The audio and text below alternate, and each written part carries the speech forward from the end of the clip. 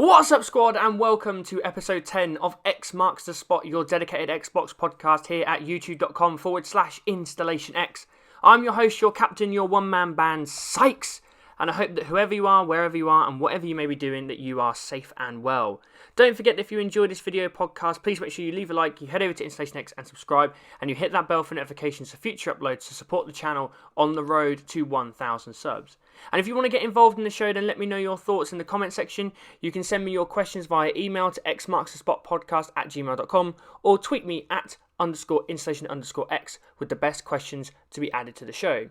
And a reminder that if you need some crewmates to aid you in your gaming experience, you can send in your gamer tag and a description of the games you play and the people you are looking for to xmarksthespotpodcast@gmail.com, and I will read them out at the start of the show as part of calling all crewmates. I hope you are all well, squad. It's been another busy week. Things are starting to ramp up. I'm starting to get more work stuff through now, so I'm now having to balance things out a bit better.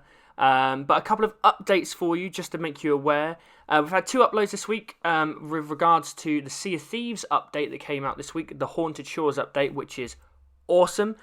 So I did a tutorial on how to defeat ghost ship fleets, which they're absolutely mental, and I love them. They're fantastic. They're a great addition to the game.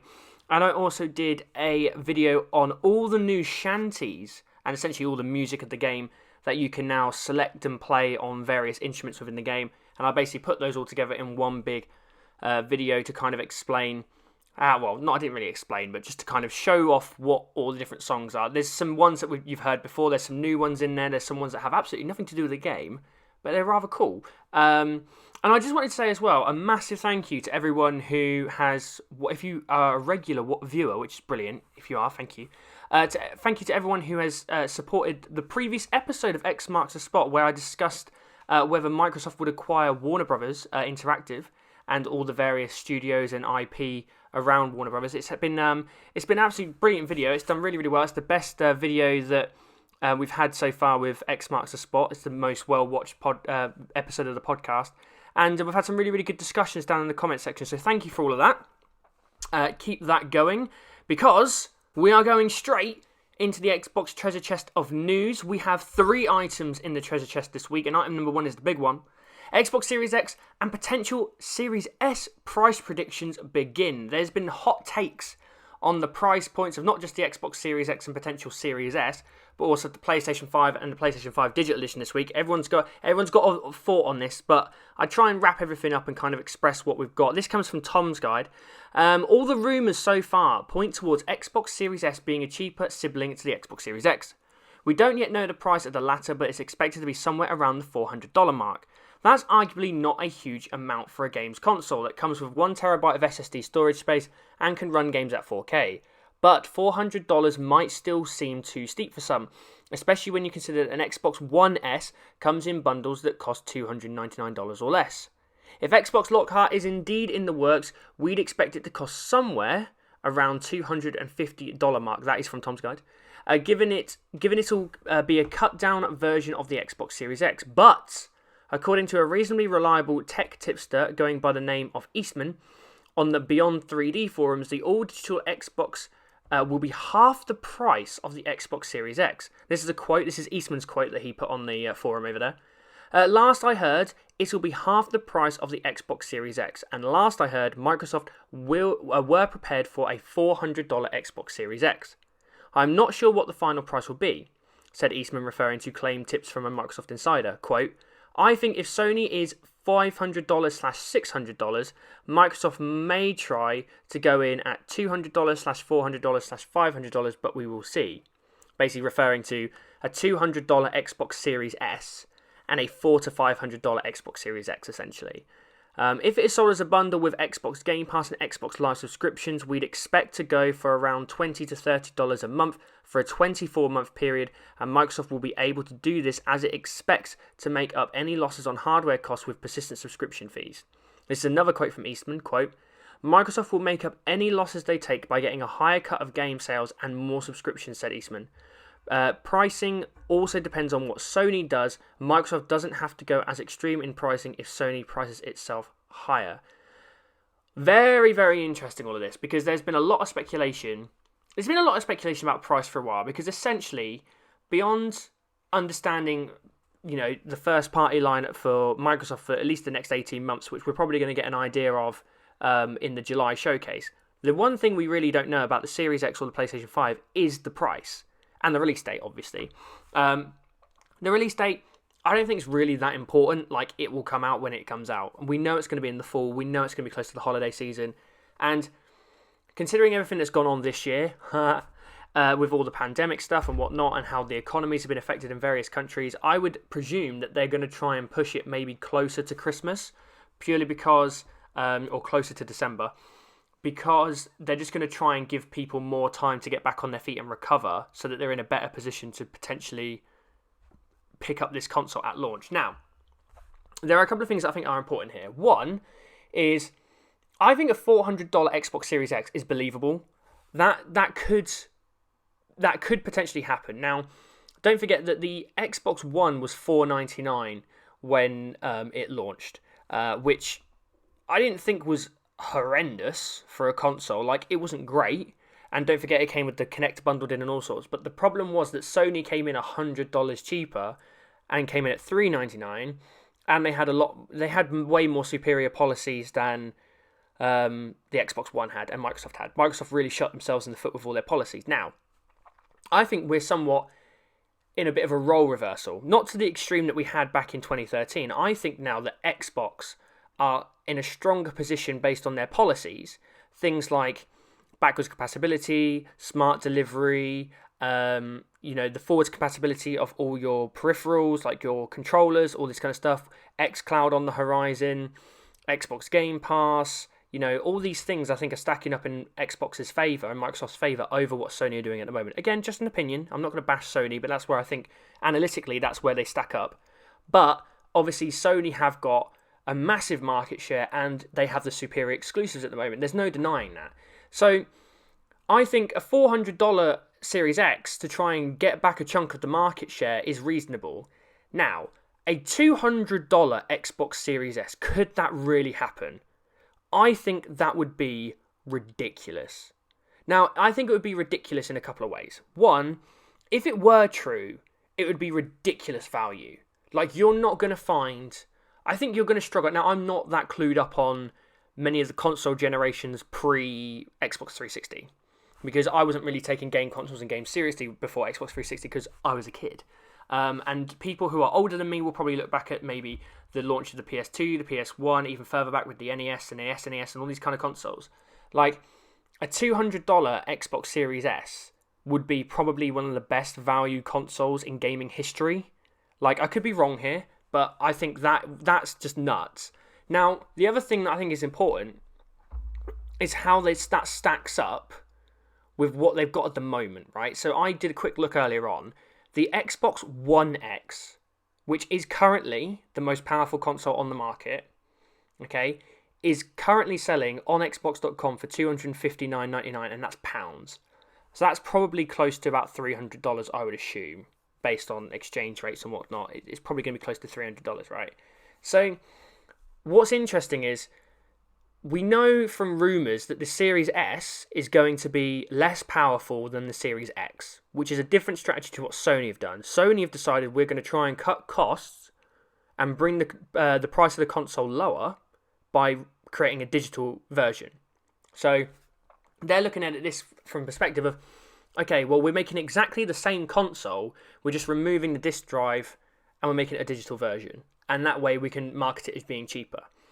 Microsoft have got a completely different approach by the sounds of it, and again, this is all just rumour and speculation, in that they have made the Series S less powerful, spec-wise, not significantly less powerful, but it's not, the Series X is going to massively outmuscle it, like, that's clear, and they're doing it to try and bring a very, very affordable next-gen console, which is going to be an improvement on what we already have on the market.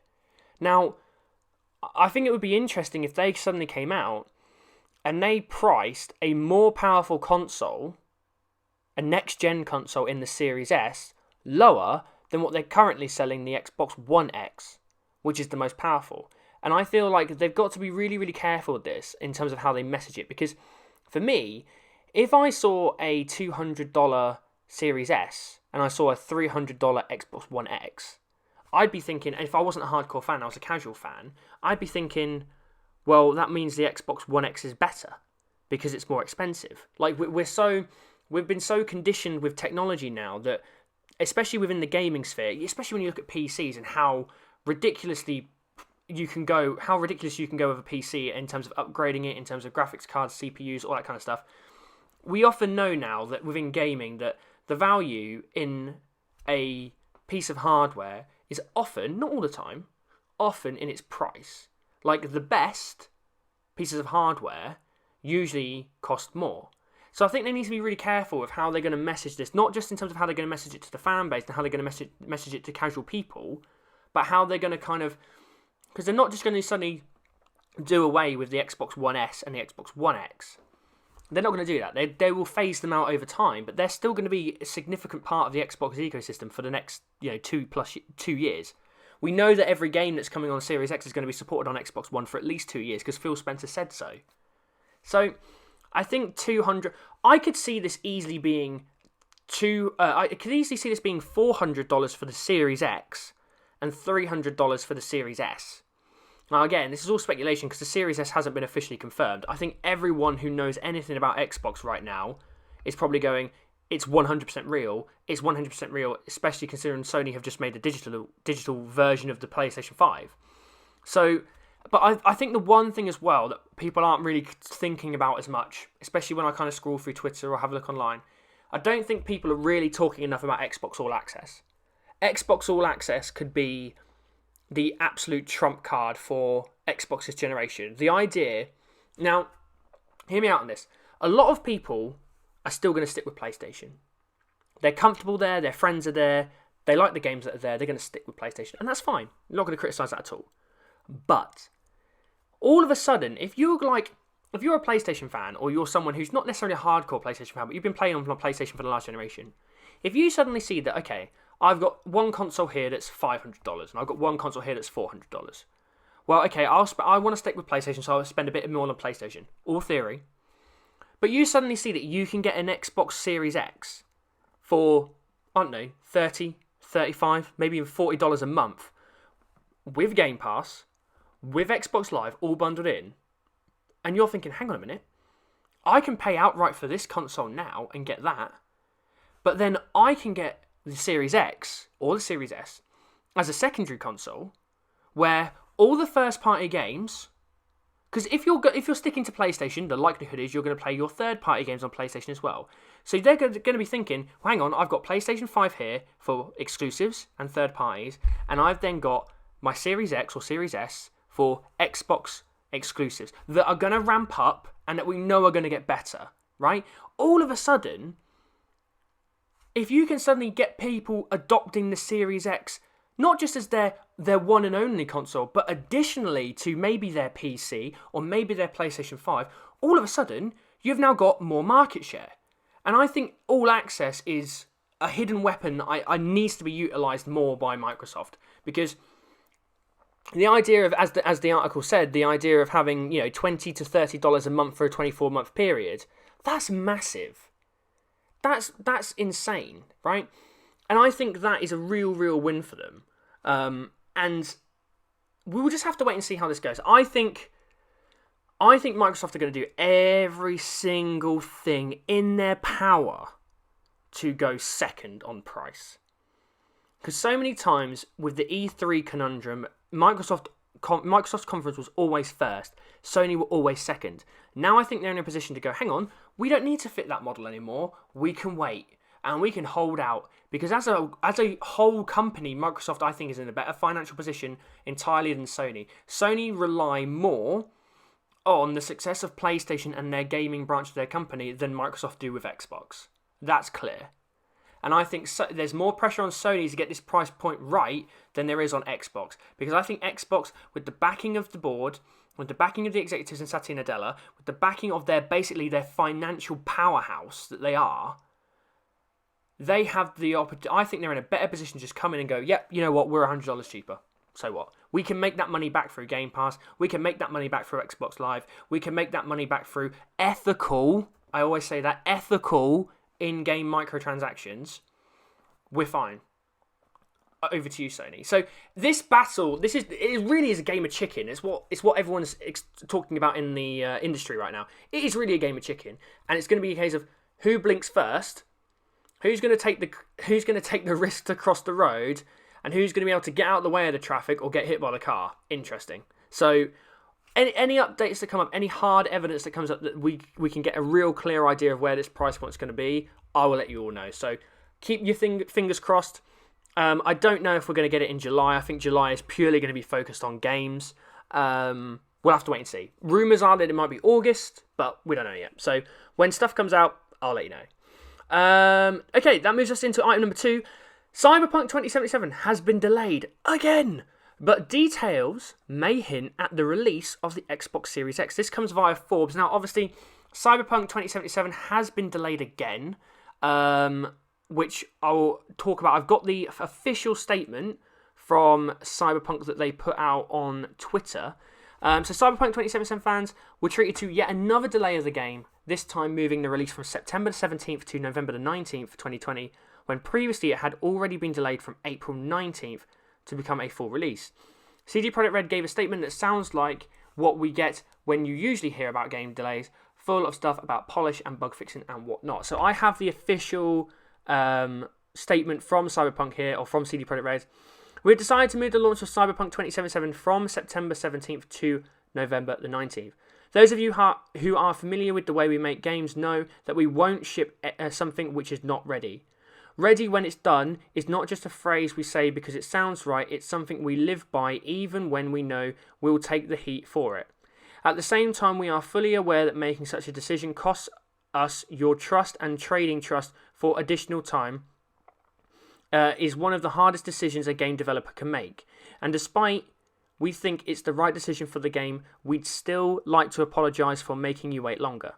Our intention is to make Cyberpunk 2077 something that will stay with you for years to come. In the end, we hope you understand why we did what we did. At the time we are writing these words, Cyberpunk 2077 is finished both content and gameplay wise. The quest, the cutscenes, the skills and items, all the adventures Night City has to offer, it's all there. But with such an abundance of content and complex systems interweaving with each other, we need to properly go through everything, balance game mechanics and fix a lot of bugs. A huge world means a huge number of things to iron out, and we will spend the additional time doing exactly that. This week, journalists from all over the world are starting to independently play the game. We are eager and quite stressed to hear their opinions, as well as see your reactions when they publish their previews right after we air Night City Wire on the 25th of June. We hope this will satisfy some of your hunger for the game as we work to polish it for November launch.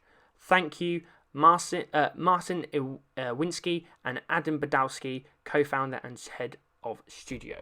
Now, this is not surprising at all if you consider the big thing that is the COVID-19 pandemic. And we know CD Projekt Red do not make small games. They make massive games. They make absolute behemoths. And Cyberpunk 2077 is going to be no different. Now, taking that all to one side, good. Let them take all the time they need, right? They did this with The Witcher 3. The Witcher 3 got delayed from November 2014 into March 2015, and then it finally released in May 2015, right? That game was one of the greatest games of the generation, and for me will go down as one of the greatest games I've ever played and one of my favourite games of all time, right? Without a doubt. Let them take the time.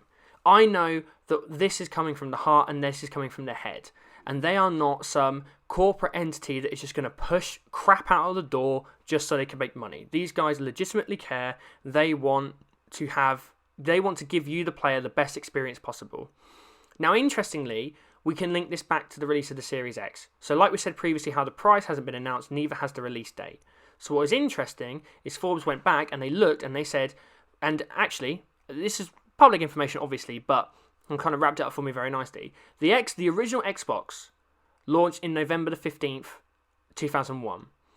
The Xbox 360 launched on November the 22nd, 2005. The Xbox One launched on November the 22nd, 2013. And the Xbox One X, okay, slightly different, but we'll put it in there anyway, November the 26th, 2020. So this idea that Cyberpunk is coming out on November the 19th. Interesting. That is really, really, really interesting, because it's either going to be very close to the release date, just after, just before, or on it. Now, the one thing I will say, I don't think this is an advantage for anyone that this could be a launch title. Because if you're on PlayStation, you're looking at Spider-Man, right? Miles Morales. Which is I guess you'd call it a standalone spin-off, but smaller than Spider-Man. The way they messaged that was incredibly weird. And then if you're looking at Xbox, I would expect a large majority of people who are going to pick up the Xbox Series X early doors, if not day one, are looking at Halo, right? Now, to have Cyberpunk come out, if not on the launch or very, very close to the launch, I think could be negative for a lot of people, including themselves, because you kind of want games to breathe a little bit. And Phil Spencer's already talked about this, about the idea of they're not necessarily going to have a launch lineup, but they're going to have a launch window where they're going to allow space and time for their first-party games to breathe and hopefully grow, and then they'll release a new one. So this idea that we could potentially get Forza Motorsport 8 at launch, I don't think it's going to happen. I think they're going to hold that back. I think they're just going to go, right, Halo Infinite is our big first-party launch title. That's the game that you want to. That's the game for you to play. There are other games coming. There'll be third-party games launching, but that's the big first-party one. And then they'll leave Forza Motorsport maybe for early 2021. Could be wrong, but I think they need to be careful, and CD Projekt Red and Microsoft and Sony need to be careful that this just doesn't absolutely dominate. Interestingly, added onto the article was that on CDPR Investor Call, they detailed a little bit more. Apparently, Cyberpunk 2077 will be playable on next-gen consoles at launch with a patch that will make it perform better, but then there will be a more next-gen version planned for later, which will be a free upgrade for anyone who has the old version on both Xbox and PlayStation. CDPR has previously been a public partner of Microsoft's Smart Delivery System, which will give you a free next-gen upgrade for a game when it's released if you have the old-gen version. But again, this November date seems like it could change that, and that Cyberpunk is essentially going to be a Series X and by proxy PlayStation 5 launch title. So the idea is that when we get it early on, if it's releases very closely before or very closely after the release date, we're going to get essentially an enhanced version of what the game would have been on the Xbox One S or the Xbox One X, and then we'll eventually get a full next-gen upgrade at some point in the future. So yeah, I mean, I'm absolutely buzzing for this game. This game is going to be brilliant. I know it is, because they're just a great developer.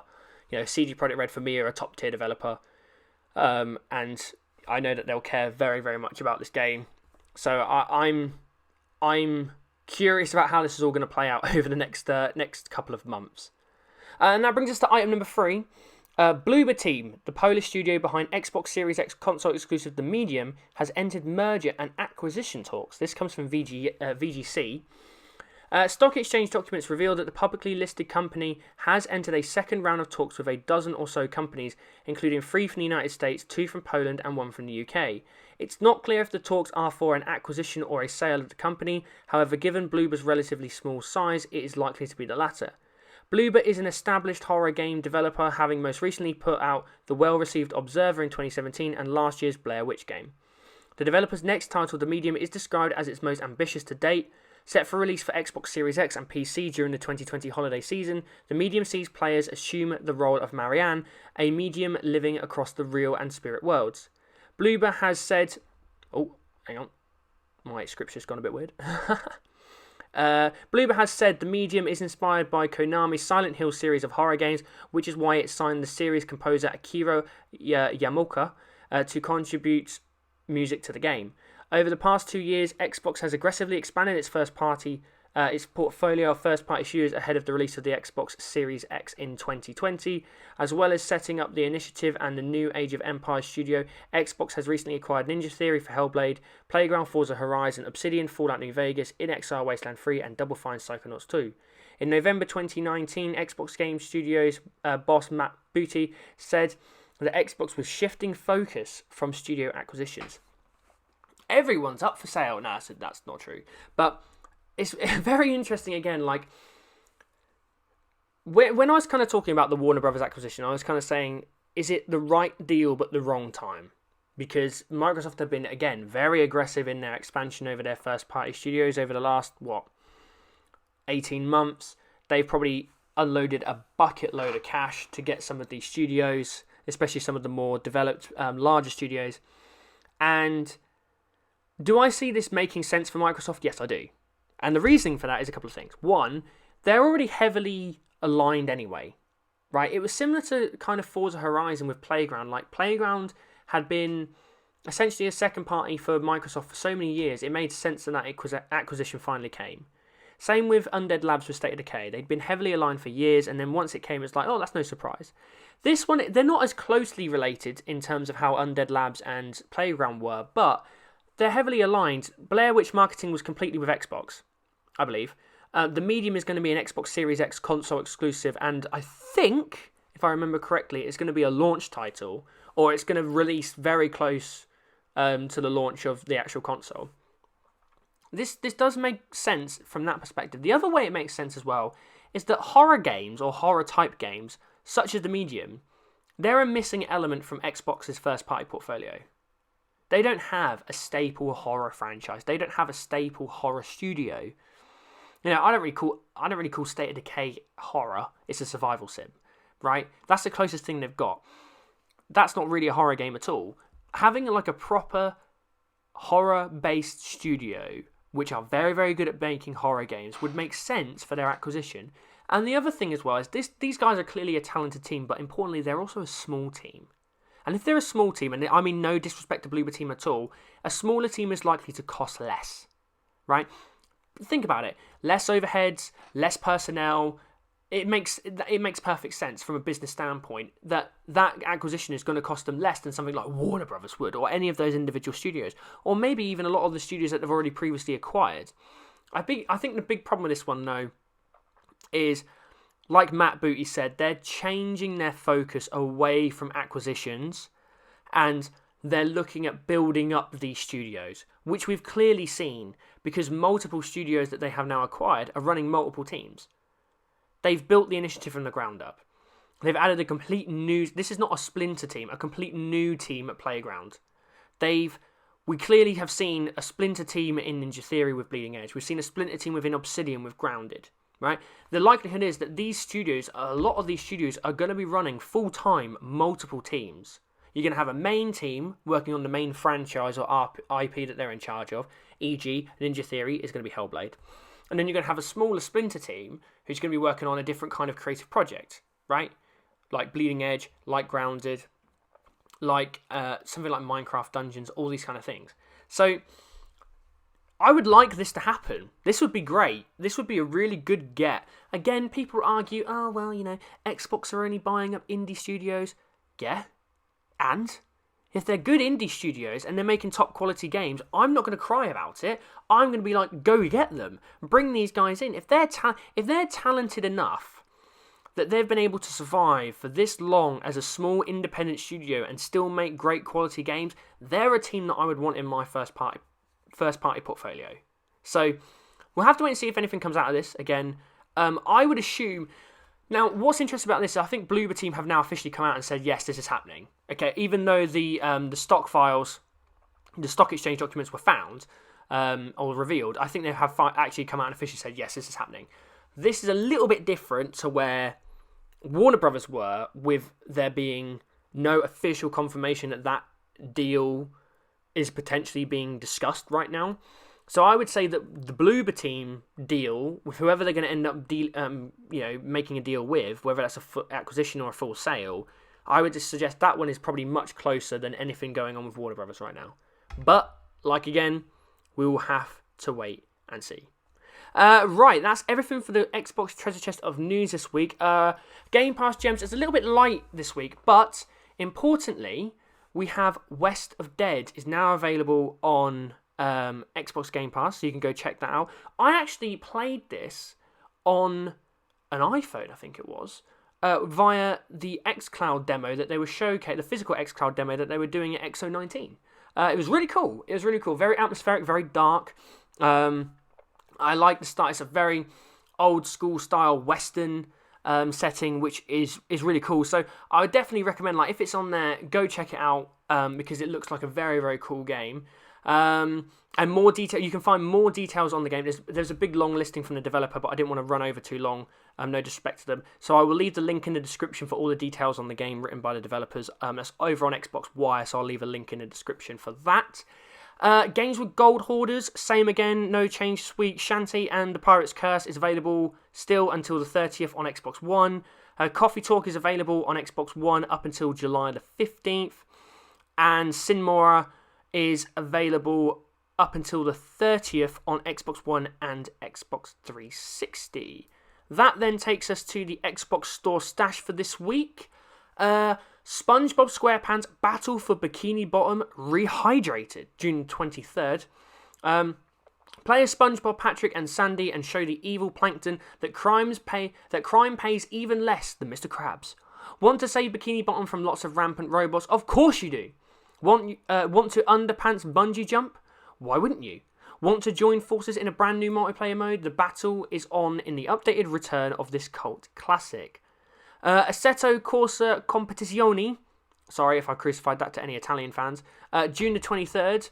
Sprint, endurance and Spa 24 hours races come to life with an incredible level of realism in both single and multiplayer modes, offering photorealistic weather conditions and graphics, night races, motion capture animations. It's a new standard in terms of driving realism and immersion. A Summer with Shiba Inu, June 24th. When Sid the Shiba Inu returns to Shiba Island after a 10-year absence, she sets off a change of events that overturns the lives of all the dogs she had left behind. She gets back in touch with her old friend Max and along the way meets a mysterious Labrador retriever named Quayle. I think that's how you say that one. They are her only remaining allies as she tries to survive the past that made her leave the island in the first place. That sounds curious, I'll put it that way. Octonaut, June 24th. Octonaut is a retro shoot-'em-up inspired by 16-bit classics. Save the world from an alien invasion by shooting and dodging your way through 8 action-packed levels with sinister bosses. Collect a variety of power-ups including lasers, bowling balls and ninja stars to take down enemies and defend the planet. Nightcall, June 24th. As a cab driver working the Paris night shift, you are many things to different people. Your gift is getting people to talk and to catch the serial killer who left you for dead. That's exactly what you'll need to do. Short, sweet, easy. Love that. Control, the Foundation DLC, June 25th. The astral plane is colliding with our reality and it's up to the director to travel through the caverns to search for answers and prevent it from taking over the oldest house. Helen Marshall, head of operations, is nowhere to be seen but may hold key information on what's going on. It's up to Jesse as the director of the Federal Bureau of Control to seek answers and prevent destruction to the oldest house. Tower of Time, June 26th. Lead the ultimate party of heroes into the Tower of Time, a vertical battleground filled with lore, mystery and combat. Combining the nuances of classic RPGs with challenging tactical combat, plan your every move to strategically place your warriors, control the battleground with precise spells, and counter incoming waves with devastating maneuvers. Yes, Your Grace, June 26th. In this kingdom management RPG, petitioners will arrive in the throne room each turn to ask you for your advice and assistance. Decide whether to help them with their problems or to conserve resources for much important matters. Remember, supplies are limited and not everyone has the kingdom's best interest at heart. Dungeons 3 Complete Collection, June 26th. Forget everything you've ever seen and heard in this altruistic, goody two-shoes fantasy adventure you've played before. It's time to be selfish, mean and downright greedy because Dungeons 3 Complete Collection is packing every DLC expansion and update released to date in one almighty fire-breathing, beer-guzzling package. And Conan Chop Chop, June 26th. Venture forth into the world of Conan the Barbarian, traverse among a cast of strange and wondrous creatures and crush them all to bits in this epic hack-and-slash roguelite for 1 to 4 players. Woo! Nice of that, nice quick Xbox Store stash there. That's everything for this week's episode, folks. As always, if you enjoyed this video, then please make sure you leave a like, you head over to InstallationX and subscribe, and you hit that bell for notifications of future uploads, and support the channel on the road to 1,000 subs. Don't forget to let me know your thoughts in the comments section. Don't forget to follow myself and the channel over on social media with links in the description. All sources and time codes also in the description. And as always, I'm Sykes, and for all things Xbox, stay tuned to InstallationX. Bye, guys.